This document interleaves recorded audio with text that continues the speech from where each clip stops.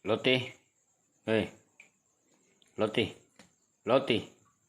Wah, keenakan sudah dapat 1 ekor cakalang goreng. Ya, karena besok saya berpisah.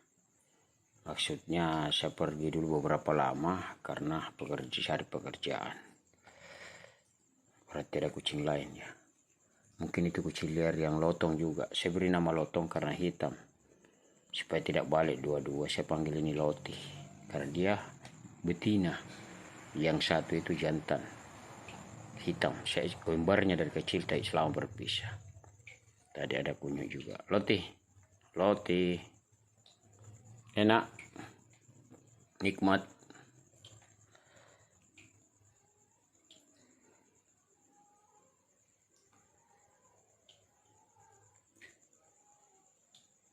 Nah, disitulah sensitifnya kucing. Kalau ada yang lihat, kenapa dia lari? Lari sembunyi. Wah, jangan-jangan ada jin. Saya mau cek. Saya manusia yang dimuliakan Allah, tidak perlu takut. Bismillahirrahmanirrahim. Syuh. Wah, berdiri juga bulu kuduk saya. Allahu Akbar.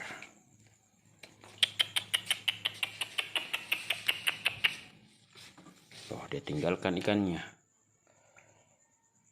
Ada apa ini? Kalau ada kucing, berarti dia pasti lari. Tapi ini lari tanpa ada sebab akibat. Sensitifnya kucing itu ketika melihat makhluk halus.